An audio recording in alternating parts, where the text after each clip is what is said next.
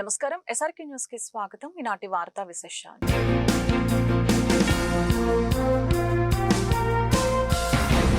Mayor Kovelamudi Ravindra అధ్యక్షతన నగరపాలక సంస్థ కౌన్సిల్ సమావేశం జరిగింది.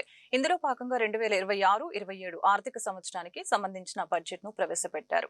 770 కోట్లతో రూపొందించిన నగరపాలక సంస్థ బడ్జెట్ కు పాలకవర్గం ఆమోదం తెలిపింది.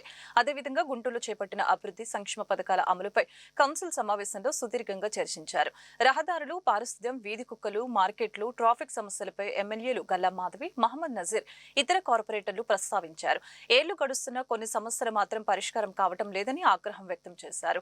ఇప్పటికైనా నిర్లక్ష్యం వీడి ప్రజా సమస్యల పరిష్కారానికి చర్యలు తీసుకోవాలని డిమాండ్ చేశారు. ఈ సందర్భంగా మేయర్ కోవెలమూడి రవీంద్ర మాట్లాడుతూ దశలవారీగా అభివృద్ధి పనులు పూర్తి చేస్తామని హామీ ఇచ్చారు. ప్రజాప్రతినిధులు ప్రస్తావించిన అంశాలను త్వరలో పరిష్కారం చేయడం జరుగుతుందని స్పష్టం చేశారు. అయితే మరొక 2 రోజుల్లో నగరపాలక సంస్థ పాలకవర్గం గడువు ముగియనుంది. వీరి గడువు ముగిసిన అనంతరం జిల్లా కలెక్టర్ స్పెషల్ ఆఫీసర్ గా పనిచేయనున్నారు.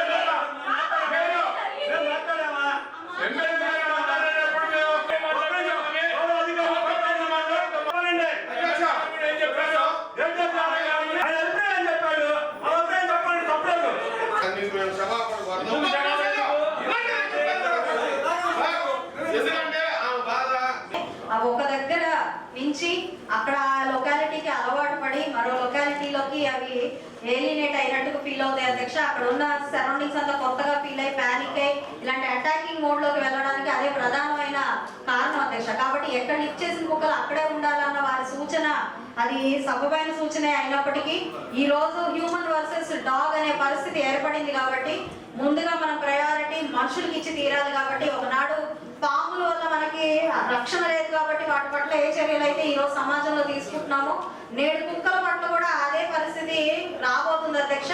దీనికి అందరూ ఒక తాటి మీద నుంచి ఆలోచిస్తే మాత్రమే సొల్యూషన్ వస్తుంది. కాబట్టి దీనికి సాధ్యమైనంత తొందరగా సొల్యూషన్ తీసుకురావాలి అధ్యక్ష. రన్ చేసే వాళ్ళకి కొన్ని మనం మెయింటైన్ చేసి తీరాలి అధ్యక్ష.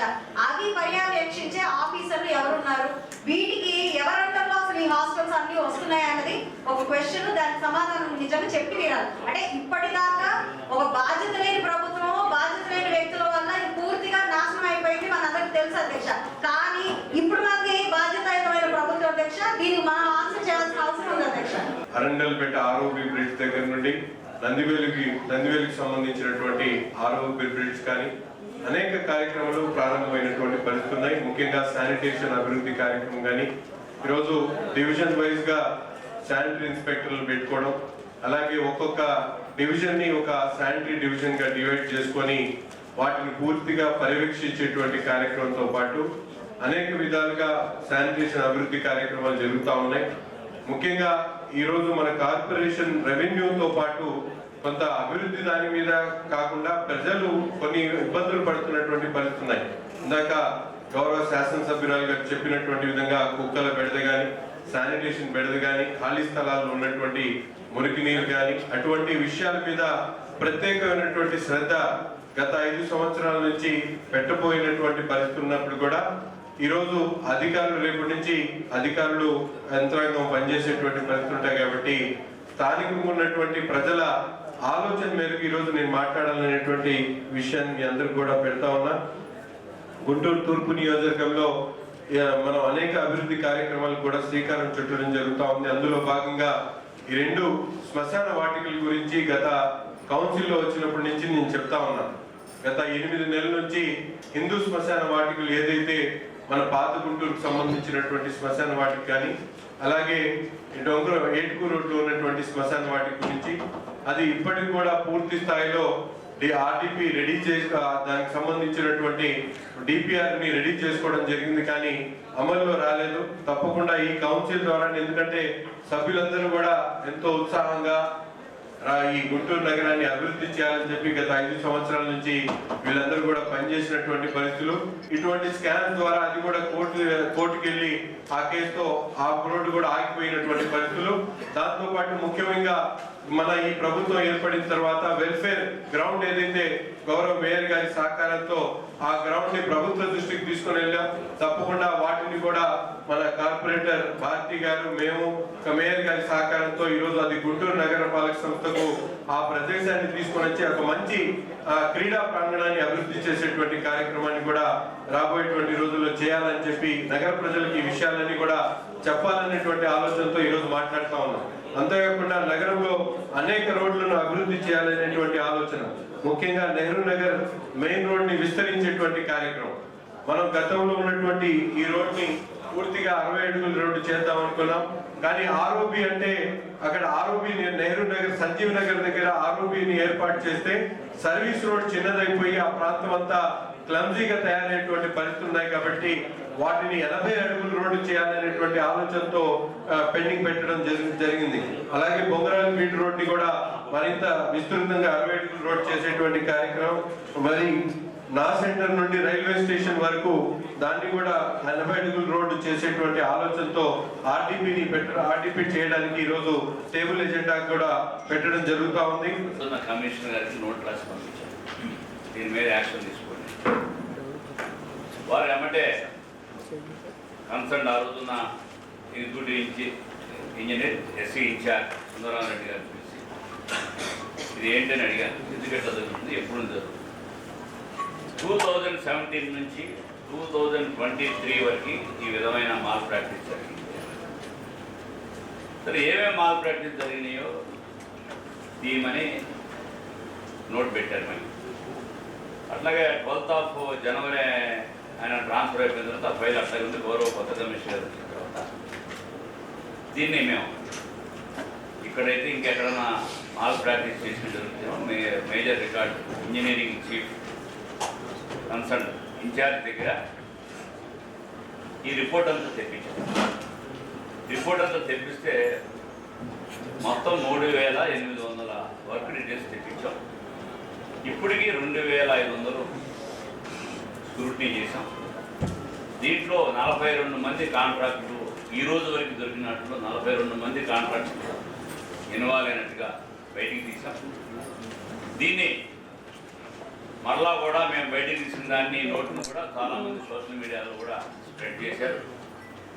మేము కూడా ప్రజలందరికీ తెలియాలి, అవేర్నెస్, ఎవరైనా తప్పు చేసిన వాళ్ళు శిక్షణ తప్పదు చట్టంలో అని చెప్పి మేము గౌరవ సూపరింటెండెంట్ ఇంజనీర్ గారిని మిగతా పనులన్నీ ఆపి ఏమేమి ఉన్నాయి, వీళ్ళు బిల్స్ ఏమైనా పెండింగ్ ఉన్నాయి, వీళ్ళు ఎప్పటి నుంచి ఉన్నాయి, ఎంత పర్సంటేజ్ మేరకు ఈ విధంగా చేశారు. అప్పుడు జరుగుతున్న కౌన్సిల్లో ఏ సభ్యులు ఎందుకని మాట్లాడలేదు. ఇది ఇప్పుడు గ్యారంటీగా తెలియకుండా మున్సిపాలిటీలో ఏది జరగదు. మరి అప్పుడు జరిగేదాన్ని ఇవాళ దాకా దీన్ని బయటపెట్టకుండా ఏంటి దీంట్లో ఉద్దేశం అంటే దీంట్లో కొంతమంది తెలుగుదేశం వాళ్ళు కూడా చేశారండి, అందుకని వీళ్ళు వాళ్ళ వైసీపీ వాళ్ళ మీద కంప్లైంట్ పెట్టారండి. సరే, ఎవరైనా కానీ వీళ్ళతో అయినా తప్పే, వాళ్ళు చేసినా తప్పే, ఎవరైనా తప్పు చేసినా ఉపేక్షించాం, దానికి స్టర్న్ యాక్షన్ తీసుకొని పెట్టాం. దాని మీద వాళ్ళు మీకు చెప్పిన విధంగా 2,500 వర్క్స్ పెండింగ్ ఉన్నాయి. అట్లాగే ఇప్పుడు మీరు ఏమైతే చివరి పేరు ఒకటి జరిగారు కల్పన ఇంజనీరింగ్ అని చెప్పి వాళ్ళ తాలూకు మేము రిపోర్ట్ కూడా అడిగాము. మేము వాళ్ళైతే మా వర్క్లో ఏం పెండింగ్ లేదు సార్, మేమేం చేయలేదన్నారు. మేము సూపరింటెండెంట్ ఇంజనీర్ గారు కూడా చెప్పాం. కొంతమంది పర్సెప్షన్స్ ఎట్లా ఉంటాయంటే వీడు నాకు పడదు, వాడి మీద వాడు కూడా ఉన్నాడు, ఈ మీద ఉన్నాడు అని ఉంటాయి. ఎవడైనా సరే, మా ఎమ్మటి తిరిగి ఎవడైనా సరే, మా ఫ్రెండ్ అయినా, మా పార్టీ వాడైనా, మేము మాత్రం క్లియర్గా చట్టంలో ఏవైనా తప్పుంటే మాత్రం ఎవరిని ఉపేక్షించేది. ఇక్కడ ఉన్నారని చెప్పి మీరు మాకు ఇక్కడ ఆన్సర్ ఇచ్చారు. ఆ ఇద్దరున్న రూమ్లు ఎన్ని ఉన్నాయి, ఏ హాస్టల్స్ ఉన్నాయి, ఎక్కడ ఉన్నాయి? ఒక్కొక్క రూమ్ లో 6 ఉన్నారు. ఆ శానిటేషన్ ఏంటి, వాళ్ళు దానివల్ల టాయిలెట్స్ ఏంటి, వాళ్ళకి వచ్చే రోగాలు ఏంటి, ఇవన్నీ ఎట్లా ఎవరు పర్యవేక్షిస్తారు అసలు దీని మీద? మనకు ముందే దీని మీద పర్యవేక్షించేది. అలాంటి కంట్రోల్ ఎడ్యుకేషన్ ఇన్స్టిట్యూట్స్ కి డైరెక్ట్ గా లింక్ లేకుండా ఇండిపెండెంట్ గా నడిపే వాటిపైన స్పెసిఫిక్ గా ఒక డిపార్ట్మెంట్ కంట్రోల్ అనేటువంటిది ఏముండదు. కాకపోతే ఏంటంటే వాటికి తప్పనిసరిగా ఇందాక మేడం గారు ఎమ్మెల్యే గారు అన్నట్టు వాటికి అంటే అదర్ దెన్ రెసిడెన్షియల్ కాబట్టి అది కూడా ఒక ట్రేడే కాబట్టి అన్ని ఉంటే అప్పుడు వాటికి ట్రేడ్ లైసెన్స్ ఇచ్చి వాటికి మనం హాస్టల్ పర్మిషన్ ఇస్తారు. ఎందుకంటే ఇది ట్రేడ్ లైసెన్స్ లేకపోతే ఇది అనేది మనం చర్చించి టైం వేస్ట్ చేసుకునేది ఏంటంటే ఇప్పటికైనా సరే మీ ద్వారా కమిషనర్ గారికి నేను మనవి చేసేది ఏంటంటే, ఎందుకంటే రేపటి రోజు నుంచి కౌన్సిల్ ఉండదు కాబట్టి, ఎందుకంటే ఇది చర్చించుకుంటే ప్రాబ్లం సాల్వ్ కాదు. మీ నేతృత్వంలో సెక్యూరిటీ యాంగిల్లో పోలీస్, ట్రాఫిక్ యాంగిల్లో సెక్యూరిటీ యాంగిల్లో పోలీస్, ఫైర్ సర్వీసెస్, తర్వాత దీనికి కనెక్టెడ్ డిపార్ట్మెంట్స్ అందరూ కూడా ఒక మీటింగ్ పెట్టి తర్వాత బిఫోర్ దట్ ఒక ఆడిట్ కండక్ట్ చేయండి. మన ఆఫీసర్స్ని పంపించేసేసి ఎక్కడైతే working women hostels, students hostels ఏమున్నాయో వాళ్ళ దగ్గర నుంచి ఒక స్టేట్మెంట్ తీసుకోండి. వాళ్ళ దగ్గర నుంచి ఒక అండర్టేకింగ్ తీసుకున్నట్లయితే వాళ్ళు బైండ్ అవుట్ ఉండడానికి, తర్వాత మన చేతిలో అట్లీస్ట్ ఇప్పటి వరకు మన చేతిలో లేని ఇన్ఫర్మేషన్ కూడా మన చేతిలోకి వచ్చిందంటే రేపటి రోజు నా మీటింగ్ కండక్ట్ చేసినప్పుడు మనము సెక్యూరిటీ యాంగిల్లో వాళ్ళకి భద్రత ఏ విధంగా కల్పించగలం, సీసీ కెమెరాలు ఉన్నాయా, ట్రాఫిక్ ఎలా ఉంది, శానిటేషన్ ఎలా ఉంది, ఆ రూమ్లో సైజ్ ఏ సైజ్ రూమ్లో ఎంతమందిని పెడుతున్నారు అనేది మీ ద్వారా మీరు ఆర్గనైజ్ చేసేస్తే ఇది కొంత ఫ్రూట్ఫుల్ ఉంటుంది అనేది నా ఉద్దేశం. ఎందుకంటే అమరజీవి పొట్టి శ్రీరాములు జయంతి కార్యక్రమాన్ని అరండల్పేట జిల్లా టీడీపీ కార్యాలయంలో ఘనంగా నిర్వహించారు. పార్టీ జిల్లా అధ్యక్షులు పిల్లి మాణిక్యరావు, లాం నవమి, గంట మౌలిక, పద్మావతి, శివలీల ఇతర నేతలు పాల్గొని పొట్టి శ్రీరాములు విగ్రహానికి పూలమాలలు వేసి నివాళులర్పించారు. ప్రపంచవ్యాప్తంగా ఆంధ్రప్రదేశ్ కి గుర్తింపు రావడంలో అమరజీవి త్యాగం ఎంతో ఉందని చెప్పారు. పొట్టి శ్రీరాములు ఆత్మార్పణ ద్వారానే తెలుగు ప్రేక్షకులకు ప్రత్యేక రాష్ట్రం ఏర్పడిందని చెప్పారు. పొట్టి శ్రీరాములు ఆశయ సాధన కోసం సమిష్టిగా పనిచేయాలని పిలుపునిచ్చారు. ఆయన త్యాగాలకు గుర్తుగా అమరావతి రాజధానిలో అమరజీవి విగ్రహం ఏర్పాటు చేయడం జరిగిందని అన్నారు.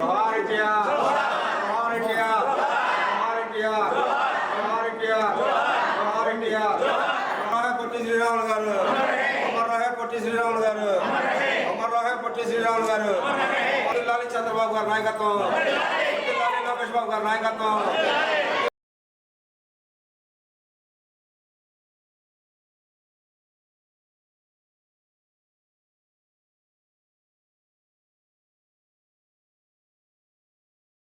తెలుగుదేశం పార్టీ గుంటూరు జిల్లా కార్యాలయంలో అమరజీవి పొట్టి శ్రీరాములు గారి జయంతి వేడుకలు అత్యంత వైభవంగా, అత్యంత ఆనందంగా ఈరోజు కార్యాలయంలో జరుపుకుంటూ ఉన్నాం. చాలా సంతోషం. ఈరోజు ఆంధ్రప్రదేశ్కి అనేకమైనటువంటి కష్ట నష్టాలు, నిజంగా భారతదేశంలో అనేకమైనటువంటి రాష్ట్రాలు ఉన్నప్పటికీ కూడా ఒక రాష్ట్రంగా స్వేచ్ఛగా స్వతంత్రంగా ఆంధ్రప్రదేశ్ ఉండటానికి అనేకమైనటువంటి పురిటి నొప్పులు ఎదుర్కొన్నటువంటి పరిస్థితి మనందరికీ తెలుసు. మొత్తం భారతదేశంలో బ్రిటిష్ వాళ్ళు ఉన్న టైంకి ఒక 7 8 ప్రావిన్సెస్ ఉంటే మద్రాసు ప్రావిన్సెస్ కూడా చాలా పెద్దది. మద్రాసులో శ్రీకాకుళం నుండి ఈనాడు ప్రత్యేకంగా చెప్పబడుతున్నటువంటి ఆంధ్రప్రదేశ్ చిత్తూరు వరకు ఇప్పుడున్నటువంటి 26 జిల్లాలు, అటుపక్క మద్రాసు రాష్ట్రం మొత్తం కూడా మద్రాసు కిందే ఉంది. అక్కడ మన భాషని గౌరవించేవాళ్ళు కాదు, మన వ్యక్తిత్వాలకి విలువిచ్చేవాళ్ళు కాదు, మన హక్కుల్ని అసలు హక్కులుగా చూసేటువంటి వాళ్ళు కాదు. అలాంటి టైంలో స్వాతంత్ర ఉద్యమంలో పాల్గొన్నటువంటి వ్యక్తి, అత్యంత చిన్న వయసులోనే గాంధీ సిద్ధాంతాలకి ప్రభావితుడై గాంధీతోటి నడిచినటువంటి వ్యక్తి, చిన్న వయసులోనే భార్యాబిడ్డల్ని కోల్పోయినప్పటికీ కూడా ఈ రాష్ట్రం, తెలుగు రాష్ట్రం ఏర్పడాలి, తెలుగు వాళ్ళకు కూడా భాషా ప్రయుక్త రాష్ట్రాలలాగా తెలుగు వారికి కూడా ఒక ప్రత్యేకమైనటువంటి రాష్ట్రం ఉండాలి, ఈ రాష్ట్రంలో నా ప్రజలు స్వేచ్ఛగా సంతోషంగా ఉండాలి, భాష పేరు మీద అణిచివేత చిన్నచూపు ఉండకూడదు అనే ఏకైక లక్ష్యంతో దాదాపు ఒక బ్రహ్మాండమైనటువంటి ఉద్యమాన్ని నడిపారు. వాస్తవానికి చాలా పెద్ద ఎత్తున హింసాత్మకమైనటువంటి ఉద్యమాలు కూడా నడపవచ్చు, కానీ గాంధీ వారసుడుగా అహింసా మార్గాన్ని ఎంచుకున్నటువంటి పొట్టి శ్రీరాములు గారు ఆమరణ నిరాహార దీక్ష ద్వారా. ఇక్కడ 2 విషయాలు గమనించాలి. భారతదేశంలో బ్రిటిష్ వాళ్ళ పరిపాలన జరిగేటప్పుడు కూడా చాలామంది చాలా రకాల ఉద్యమ లక్ష్యాలను ఎన్నుకున్నారు. కానీ గాంధీ మాత్రం అహింస మార్గాన్ని ఎంచుకున్నాడు. అహింస ద్వారా తుపాకులు, బుల్లెట్లు, బాంబులు ఉన్నటువంటి పరదేశుల్ని తరిమివేయవచ్చని చెప్పేసి నమ్మి ఆ పద్ధతిలోనే భారతదేశానికి స్వాతంత్రం తీసుకురావటంలో ప్రధానమైనటువంటి పాత్ర వహించడమే కాకుండా ఈ జాతికి మొత్తానికి కూడా పితామహుళ్లాగా వెలుగొందినటువంటి గాంధీ గారి అసలు శిష్యులైనటువంటి వారసుడు. అదే ఉద్యమ బాటను ఎంచుకున్నటువంటి నాయకుడు పొట్టి శ్రీరాములు గారు. ఆయన దాదాపు 58 రోజుల పాటు రాష్ట్రం కోసం ఆమరణ నిరాహార దీక్ష చేసి తద్వారా ఆంధ్ర రాష్ట్రంలో తెలుగు ప్రజలందరూ కూడా వాళ్ళ హృదయాల్ని గెలుచుకొని వాళ్ళల్లో నుంచి పెళ్ళుబికినటువంటి ఉద్యమం ద్వారా ఆంధ్ర రాష్ట్రాన్ని సాధించుకోవడం జరిగింది. గుంటూరు జిల్లా కలెక్టర్ కార్యాలయంలో సోమవారం ప్రజా ఫిర్యాదుల పరిష్కార వేదిక PGRS కార్యక్రమం జరిగింది. DRO కాచవలి ప్రజల సమస్యల్ని అడిగి తెలుసుకొని వారి నుండి అర్జీలను స్వీకరించి సమస్య పరిష్కారానికి భరోసా ఇచ్చారు. ఈ సందర్భంగా జిల్లా నలుమూలల నుంచి వచ్చిన ఫిర్యాదుదారుల్లో కొందరు తమ సమస్యల్ని మీడియా ముందు వెలిబుచ్చారు. అధికారులు తమకు న్యాయం చేయాలని వేడుకున్నారు.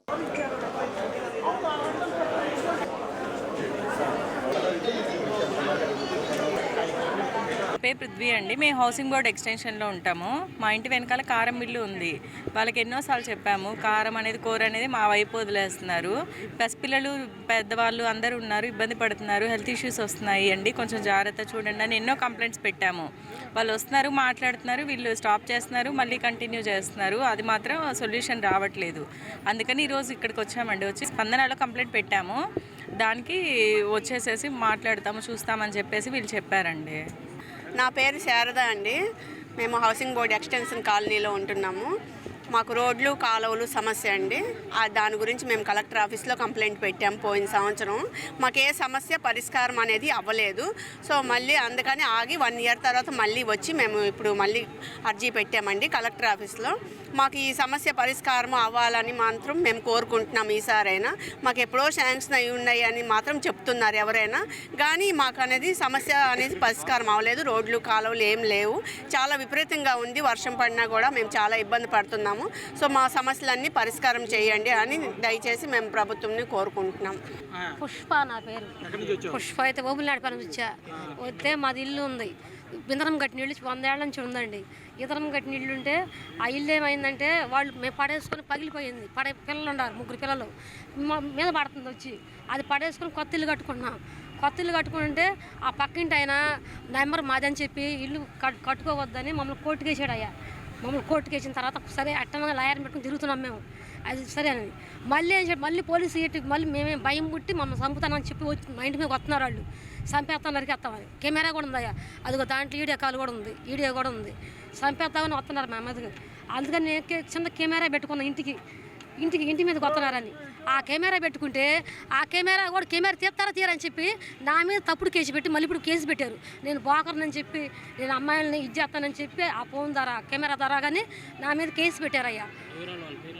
పొత్తూరు కోటేశ్వరరావు, భాగ్యరాజు, మళ్ళీ పొత్తూరు పద్మ, పొత్తూరు మరిదాసు, పొత్తూరు మళ్ళీ వాణి, పొత్తూరు ఢిల్లీ, పొత్తూరు చాలా వాళ్ళందరూ మాకు ఏం ఇంటి పక్క వాళ్ళు అయ్యా. వాళ్ళందరూ ఇంటి పక్క వాళ్ళు, చుట్టాలేం కాదు.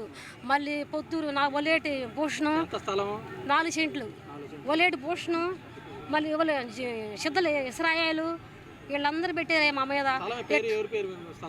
మా నాన్న పేరు జరిపోతు పోతురాజు పేరు ఉందండి. ఆ పేరు ప్రకారంగా మమ్మల్ని మధ్యలో ఉండకుండా చేయాలని మమ్మల్ని ఇటు చేస్తున్నారయ్యా. కూటమి ప్రభుత్వం ఏర్పడిన తర్వాతే నగరపాలక సంస్థ పరిధిలో అభివృద్ధి పనులు జరిగాయని గుంటూరు తూర్పు నియోజకవర్గ ఎమ్మెల్యే మహమ్మద్ నజీర్ అహ్మద్ తెలిపారు. GMC చివరి కౌన్సిల్ సమావేశంలో భాగంగా నజీర్ మాట్లాడారు. వైసీపీ హయాంలో దోచుకోవడంపై దృష్టి పెట్టారని, కనీసం తట్ట మట్టి కూడా వేయలేదని విమర్శించారు. జగన్మోహన్ రెడ్డి స్థానిక సంస్థల నిధులను స్వాహా చేశారని, రాజధాని ప్రాంతంగా గుంటూరు సర్వేగంగా అభివృద్ధి చెందుతుందని చెప్పారు.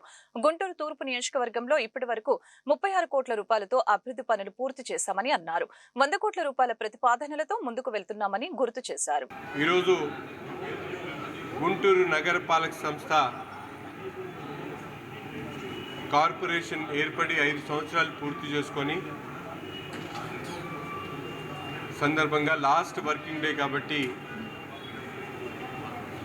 మేయర్గా ఉన్నటువంటి కోవెలమూడి రవీంద్ర గారికి అలాగే కార్పొరేటర్స్ అందరికి కూడా ధన్యవాదాలు తెలుపుతూ, మనందరికీ కూడా తెలుసు ఈ కార్పొరేషన్ ఏర్పడినటువంటి 3 సంవత్సరాల వరకు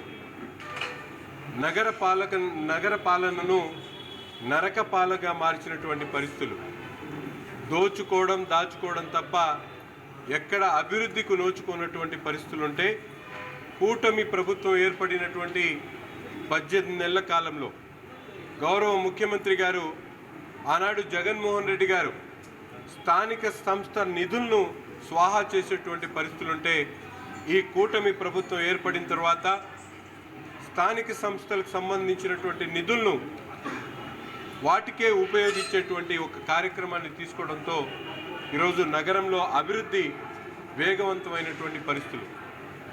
రాజధాని పక్కనున్నటువంటి ప్రాంతంగా గుంటూరు నగరంలో అనేక విధాలుగా ఈ 2 సంవత్సరాల్లో అభివృద్ధి కార్యక్రమాలు చోటు చేసుకుంటున్నటువంటి పరిస్థితులు ఉన్నాయి. ముఖ్యంగా స్థానికంగా గుంటూరు తూర్పు నియోజకవర్గానికి సంబంధించి ఇప్పటికీ 36 కోట్ల రూపాయలతో అభివృద్ధి కార్యక్రమాలు పూర్తి చేసి దాదాపు 100 కోట్ల రూపాయల ప్రతిపాదనతో కొన్ని వర్క్ ఆర్డర్స్తో ముందుకెళ్తున్నటువంటి పరిస్థితులు ఉన్నాయి. అనేక చోట్ల గత 5 సంవత్సరాల్లో తట్టమట్టి వేయలేనటువంటి పరిస్థితులు ఉంటే ఈరోజు నగరంలో ముఖ్యమైనటువంటి రహదారులు సుద్దపల్లి డొంక రోడ్డు కానీ, నందివెలుగు రోడ్డు కానీ, అలాగే పట్నం బజార్ రోడ్డు కానీ, మాయబజార్ రోడ్డు కానీ వీటినన్నిటిని కూడా పూర్తిగా అభివృద్ధి చేసుకున్నటువంటి పరిస్థితులు. అంతేకాకుండా ముఖ్యంగా గత 5 సంవత్సరాల్లో తట్టమట్టి అయినటువంటి నందివెలుగు 6వ బ్రిడ్జ్ ఈరోజు గౌరవ కేంద్ర మంత్రి గారి సహకారంతో పూర్తిగా రైల్వే వాళ్ళే వాటిని భరించేటువంటి విధంగా రైల్వే ఓవర్ బ్రిడ్జ్ని పూర్తి కంప్లీట్ చేసేటువంటి కార్యక్రమం కానీ, గతంలో మొండిగేటు ఏదైతే గుంటూరు నగరంలో వచ్చేటువంటి మురికి నీరు యావత్తు కూడా ప్రవహించేటువంటి మొండిగేట్ని ఈరోజు 8 కోట్ల రూపాయలతో దాన్ని పూర్తిగా అభివృద్ధి చేసేటువంటి కార్యక్రమం కానీ, ఈరోజు అనేక కార్యక్రమాలు ఒక పక్కన ఆర్డీపీలు దాదాపు 8 రోడ్లకు సంబంధించి ఆర్డీపీలు చేసి అరండల్పేట ఆర్ఓబి బ్రిడ్జ్లో ఎవరైతే స్థలాలను కోల్పోయినటువంటి వాళ్ళకి ఇచ్చేటువంటి నష్టపరిహారం కానీ, బొంగరాలు బీడికి సంబంధించినటువంటి రోడ్ని వెడల్పు చేయడానికి 60 అడుగుల రోడ్డు చేయడానికి అక్కడ ఆస్తులు కోల్పోతున్నటువంటి వాళ్ళకి ఇచ్చేటువంటి నష్టపరిహారం కానీ, అలాగే కొత్త రోడ్లు ఈరోజు మణి హోటల్ సెంటర్ నుంచి బాలాజీ నగర్ వరకు 60 అడుగుల రోడ్ చేసేటువంటి ప్రతిపాదన. అంతేకాకుండా మన సంగడిగుంట నుండి బైపాస్ వరకు సత్యసాయి టెంపుల్ వరకు వాటిని కూడా 60 అడుగుల రోడ్డు చేసుకునేటువంటి కార్యక్రమం. రైల్వే నా సెంటర్ దగ్గర నుంచి జీజీహెచ్ వరకు 60 అడుగుల రోడ్డు చేసుకునేటువంటి ప్రక్రియ. అలాగే నా సెంటర్ నుంచి శివాలయం వరకు వీటినన్నిటి మీద కూడా దృష్టి పెట్టడమే కాకుండా అనేక కమ్యూనిటీ హాల్స్ కోసం ఈరోజు కబేళా సెంటర్లో కమ్యూనిటీ హాల్ చేసుకునేటువంటి తీర్మానం కానీ, గుంటూరు తూర్పు నియోజకవర్గంలో కొత్తగా చిన్నేరుగుంటలో కానీ లేకపోతే గాంధీ పార్క్ బ్యాక్ సైడ్ కానీ ఒక స్విమ్మింగ్ పూల్ని ఏర్పాటు చేసుకునేటువంటి ఆలోచనతో డిపిఆర్ని రెడీ చేయడం జరిగింది. 2 శ్మశాన వాటికలు ముఖ్యమైనటువంటి హిందూ శ్మశాన వాటికలను పూర్తిగా నిర్లక్ష్యం చేసినటువంటి పరిస్థితి ఉంటే వాటిని అభివృద్ధి చేయడానికి ఒక డిపిఆర్ రెడీ చేయడంతో పాటు ఎస్టిమేట్ చేసుకొని రేపో మాపో శంకుస్థాపన చేసి ఆ కార్యక్రమాలు కూడా పూర్తి చేసుకునేటువంటి పరిస్థితులు. నగరంలో అనేక చోట్ల మెప్మాకి సంబంధించినటువంటి సెంటర్స్ని ఏర్పాటు చేయడం కానీ, ఖాళీగా ఉన్నటువంటి ప్రదేశాల్లో అక్కడ అవసరాలను బట్టి కావాల్సినటువంటి అభివృద్ధి కార్యక్రమాలు చేయడం. ముఖ్యంగా మనందరికీ కూడా తెలుసు ఎప్పుడు లేనటువంటి విధంగా వెల్ఫేర్ హాస్పిటల్కి సంబంధించినటువంటి పక్కనున్నటువంటి స్థలం వెల్ఫేర్ డిపార్ట్మెంట్కి సంబంధించినటువంటి ఆ స్థలాన్ని ప్రభుత్వ దృష్టికి తీసుకొని వచ్చి ఆ ప్రభుత్వం ద్వారా లేబర్ డిపార్ట్మెంట్కి ఉన్నటువంటి స్థలాన్ని కార్పొరేషన్కి బదలాయించడానికి ప్రపోజల్ పెట్టి గౌరవ ముఖ్యమంత్రి గారి దృష్టికి కూడా తీసుకొని వెళ్ళడం జరిగింది. ర్యాపిడో రేటు కార్డు కెప్టెన్లు తమ సమస్యల్ని పరిష్కరించాలని సోమవారం లార్జ్ సెంటర్ అంబేద్కర్ విగ్రహం వద్ద శాంతియుత నిరసన కార్యక్రమాన్ని నిర్వహించారు. కెప్టెన్లు శివ, రవికిషోర్ రెడ్డి, తిరుపతిరావు, అర్నాథ్, జానీ బాషా, గోవిందు, సయ్యద్ ఖాజా పాల్గొని సిఐటియు నాయకులు ముత్యాలరావుతో కలిసి మాట్లాడారు. ర్యాపిడో యాప్ లో ఉన్న బైక్ ఆర్డర్ పై మినిమం 30 రూపాయలు ఇవ్వాలని, బైక్ లైట్ ఆర్డర్లు తొలగించాలని డిమాండ్ చేశారు. బైక్ ఆర్డర్ పై అమౌంట్ చూపించాలని డిమాండ్ చేశారు. ర్యాపిడో కార్మికుల సమస్యలను ర్యాపిడో నిరంకుశ వైఖరి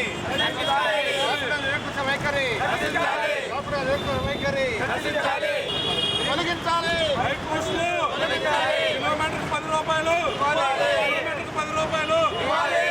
పరిష్కరించాలి ర్యాపిడో కార్మికుల సమస్యలను. ఆర్డర్ పేను పరిష్కరించాలి ర్యాపిడో కార్మికుల సమస్యలను. మేము గుంటూరులో గత 6 సంవత్సరాలుగా ఈ గిగ్ వర్కర్గా ర్యాపిడోలో పనిచేస్తూ ఉన్నాము. మాకు వచ్చేసి అప్పుడు ఎంత రేటు కార్డు ఉందో ఇప్పుడు కూడా అంతే ఉంది. కానీ బయట పెరుగుతున్న నిత్యావసరాల దృష్ట్యా పెట్రోల్ కానీ గ్యాస్ కానీ ఇతర ఖర్చుల మీద మేము ర్యాపిడో ఆఫీస్కి పలుమార్లు వెళ్ళి రేటు కార్డు పెంచండి అని మా డిమాండ్లు ఏమైతే ఉన్నాయో వాటిని వాళ్ళకి వివరించడం జరిగింది. కానీ వారు ఏమాత్రం కూడా స్పందించడం లేదు.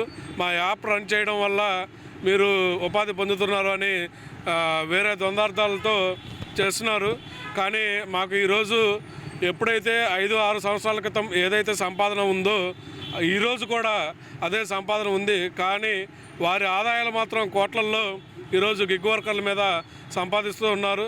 9 రూపాయలు 10 రూపాయలు ఉన్న ఏదైతే రోజువారీ సబ్స్క్రిప్షన్ ప్లాన్ ఉందో వాటిని ఈరోజు 16% కమిషన్ ప్లస్ కస్టమర్ దగ్గర తీసుకుంటున్నామని చెప్పి మా రైడర్లకు అంతుపట్టిన విధంగా జిఎస్టీ ప్రతి రైడుకు ఒక 4 రూపాయలు అనేది టోటల్గా ఒక 100 రూపాయల సంపాదనలో 20 రూపాయలు వాళ్ళు తీసుకోవడం అనేది జరుగుతుంది. సబ్స్క్రిప్షన్ ప్లాన్ను కూడా మేము తగ్గించమని డిమాండ్ చేస్తున్నాం. 9 రూపాయి ఉండే ప్లాన్ని ఈరోజు 230 రూపాయల దాకా ఒక యాప్ వాడాలంటే దేశంలో ఏ ఈ-కామర్స్ ప్లాట్ఫామ్లో లేని విధంగా వీరు అనేది పెంచడం జరుగుతుంది. మా డిమాండ్లో వచ్చేసి ప్రధానంగా ఏదైతే ఒక కస్టమర్కి అనితర సాధ్యం కాని రోడ్లు లేని మెరుపు వేగంతో ఆటో కార్ వేరే ఏ ఇతర సాధనాలు కూడా చేరలేని గమ్యానికి కూడా మేము బైక్ని అతి సులభంగా అతి వేగంగా అతి చౌకగా మరీ 10 కిలోమీటర్లకు కూడా 30-35 రూపాయలకే మేము చేరవేస్తున్నాం. వీళ్ళు ఈ-కామర్స్ సంస్థల్లో యూబర్, ఓలా వీరి ప్రత్యర్థులతో పోటీకి మమ్మల్ని బలి చేస్తున్నారు. 5 రూపాయలకి మేము తీసుకెళ్తామని, 4 రూపాయలకి మేము చేరవేస్తామని, కనీసం రైడర్కి హెల్మెట్ టీషర్ట్ ఇవ్వకుండా బైక్ పెట్రోల్ అనేది వారు ప్రొవైడ్ చేసేవాళ్ళు ఫస్ట్లో. అలాంటిది ఈరోజు రైడర్ల సంఖ్య పెరగడంతో ఇవన్నీ కూడా మేమే భరిస్తూ బండి మాది, పెట్రోల్ మాది, మా ఖర్చుతో కూడా 3 రూపాయలకి 2 రూపాయలకి ఇది సాధ్యం కానిది. రైడర్లకు కూడా ఎటువంటి సేఫ్టీ కూడా లేదు దీంట్లో. వాళ్ళు ఏమాత్రం కనీసం మినిమం రెస్పాన్సిబిలిటీ కస్టమర్ల దగ్గర నుంచి ఏదైనా నైట్ టైము ఇబ్బందులు తలెత్తినా కూడా వారు అనేది ఫేస్ చేయడం లేదు. ముఖ్యంగా ఒక ఆర్డర్ పడేటప్పుడు ఒక లొకేషన్ చూపించడు, ఎంత అమౌంట్ అనేది ఇందులో చూపించడం లేదు.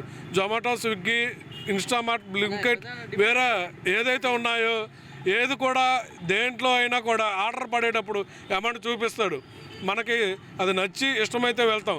కానీ ఈ ర్యాపిడోలో ప్రధాన సమస్య ఆర్డర్ పడేటప్పుడు అమౌంట్ అనేది చూపించడు.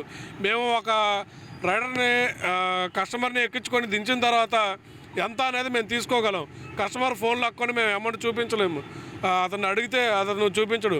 70 రూపాయలైనా కూడా అతను 50 అని అబద్ధం చెప్పి ఇచ్చే పరిస్థితులు ఉన్నాయి. మా ప్రధాన డిమాండ్లు ర్యాపిడోలో ఏదైతే బైక్ లైట్ ఉందో దాన్ని తొలగించాలి. రెండవది పెరుగుతున్న అవసరాల దృష్ట్యా కిలోమీటర్కు 10 రూపాయలు పెంచాలి. మూడవది ఆర్డర్ పడేటప్పుడు మా అమౌంట్ మాకు చూపించాలి. ఒక యాప్ కనిపెట్టినప్పుడు అది ప్రధాన ఫస్ట్ షో చేయాల్సింది యాప్ డెవలప్మెంట్లో ప్రధాన పార్ట్ అది. ఇవి మా డిమాండ్లు. ఈరోజు దేశవ్యాప్తంగా వివిధ ప్లాట్ఫామ్స్లో పనిచేస్తున్నటువంటి గిగ్ వర్కర్లు, డిగ్రీలు, పీజీలు, బీటెక్లు చేసినటువంటి వీరు ప్రభుత్వం వైపు నుంచి ఎలాంటి ఆసరా లేకపోవడంతో స్వయం ఉపాధి వెతుక్కుంటూ ర్యాపిడో, ఓలా, ఓబర్ లాంటి వీటిల్లో పనిచేస్తూ ఉన్నారు. ప్రభుత్వం వైపు నుంచి వీళ్ళకి ఎటువంటి సహాయం లేదు. అదే విధంగా కంపెనీకి సంబంధించి కూడా వాళ్ళు అడుగుతున్నవి న్యాయంగా వాళ్ళు రైడ్ పడ్డప్పుడు ఎంత అమౌంట్ వస్తుందనేది చూపించాలి అని చెప్పేసి అడుగుతున్నారు. కానీ కంపెనీ వాడు మాత్రం కస్టమర్ దగ్గర ఎంత తీసుకున్నాడో తెలియదు. ర్యాపిడో వర్కర్స్ దగ్గర మాత్రం కమిషన్ల పేరుతోటి వందలాది రూపాయలు కొల్లగొడతా ఉన్నారు. ఈరోజు వాళ్ళు అడుగుతుంది ఏదైతే ఆర్డర్ పడుతుందో దానికి ఎంత పే చేయాల్సి వస్తుందో ఆ వివరాలు చూపించాలని చెప్పేసి అనేది అడుగుతున్నారు. వీటితో పాటుగా కనీసం కిలోమీటర్కి 10 రూపాయలు ఇవ్వాలని చెప్పేసి అని అడుగుతూ ఉన్నారు. ఇవి న్యాయమైన డిమాండ్లు. ఈ ర్యాపిడోకి సంబంధించి లేదంటే ఇతర ప్లాట్ఫామ్స్కి సంబంధించి వాళ్ళ ఆఫీస్ ఎక్కడ ఉండదో తెలియదు, యజమాని ఎవరో తెలియదు. అందుకనే వీరికి ఏదన్నా అయినా సరే ప్రమాదం జరిగినా పట్టించుకునే పరిస్థితి లేదు. ప్రభుత్వం కూడా వెంటనే ర్యాపిడో ఈ గిగ్ వర్కర్లు ఎవరైతే ఉన్నారో ర్యాపిడో ఇతర ప్లాట్ఫామ్స్లో పనిచేస్తున్న వారికి రక్షణ కల్పించేదానికి చర్యలు తీసుకోవాలి. ఇటీవల కేంద్ర ప్రభుత్వం తెచ్చినటువంటి లేబర్ కోడ్స్లో వీరికి పిఎఫ్ ఈఎస్ఐ సదుపాయం కల్పిస్తామని చెప్పారు. వీరికి యజమాని ఎవరో తెలియకుండా ఏ విధంగా సౌకర్యాలు కల్పిస్తారని చెప్పేసి అనేది మేము ప్రభుత్వాన్ని ప్రశ్నిస్తా ఉన్నాం. వెంటనే కేంద్ర రాష్ట్ర ప్రభుత్వాలు దీని మీద సమగ్రమైనటువంటి ప్రణాళికను రూపొందించి వారికి రక్షణ కల్పించాలి. గుంటూరులో వీధి కుక్కల నియంత్రణలో జీఎంసీ విఫలమైందని ఎమ్మెల్యే మాధవి ధ్వజమెత్తారు. గడిచిన 2 ఏళ్లుగా వీధి కుక్కలపై కౌన్సిల్లో ప్రస్తావించిన పరిష్కారం కాలేదని అన్నారు. నెల రోజుల వ్యవధిలో గుంటూరు ప్రభుత్వ ఆసుపత్రిలో వీధి కుక్కల దాడికి సంబంధించి 3000 కేసులు నమోదయ్యాయని, ఇందులో గుంటూరు పశ్చిమ నియోజకవర్గం నుంచి 900 కేసులు ఉండటం బాధాకరమని చెప్పారు.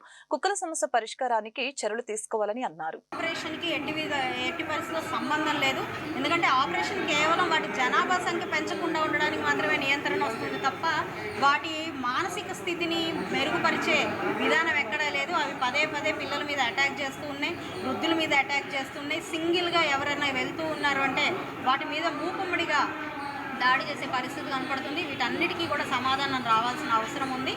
మరలా కూడా ఇది ఏ స్థాయికి ఎవరి దృష్టికి తీసుకెళ్తే దీనికి పరిష్కారం వస్తుందో ఆ దృష్టికి మేము పదే తీసుకెళ్లే ప్రయత్నం చేస్తాం. అయితే గౌరవ కమిషనర్ గారు ఇచ్చిన హామీ ప్రకారం ముందుగా ఇక్కడ ఒక ఏజెన్సీకి ఇచ్చున్నాము.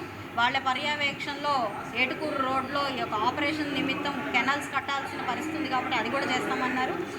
గత రివ్యూ మీటింగ్లో పెమసాని చంద్రశేఖర్ గారు కూడా కావాలంటే మరిన్ని కెనాల్స్ పెట్టాల్సిన అవసరం ఉన్నా కూడా ఏర్పాటు చేసి ముందు వీటి సమస్యను మనం పరిష్కరిద్దాము అని చెప్పి కూడా ఆయన కూడా చెప్పడం జరిగింది. కాబట్టి దీని మీద ఒక హోలిస్టిక్ నిర్ణయం తీసుకొని మంచి పరిష్కారంతోనే ముందుకు వెళ్లే ప్రయత్నం మేమందరం కలిసి చేస్తామని చెప్తున్నాం. గుంటూరు జిల్లాలో 10వ తరగతి పరీక్షలు ప్రశాంతంగా ప్రారంభమయ్యాయి. ఈ నెల 30 వరకు ఈ పరీక్షలు జరగనున్నాయి. మొత్తం 27,000 మంది విద్యార్థులు పరీక్షలు రాస్తున్నారు. ఇందుకోసం జిల్లా వ్యాప్తంగా 149 పరీక్ష కేంద్రాలు ఏర్పాటు చేశారు.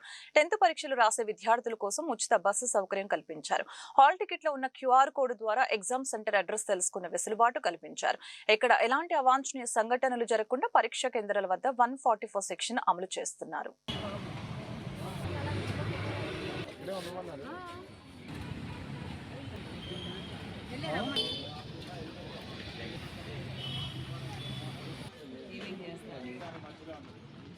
ఈ వార్తలు ఇంతటితో సమాప్తం. మరొక బులెటిన్ మళ్ళీ కలుద్దాం.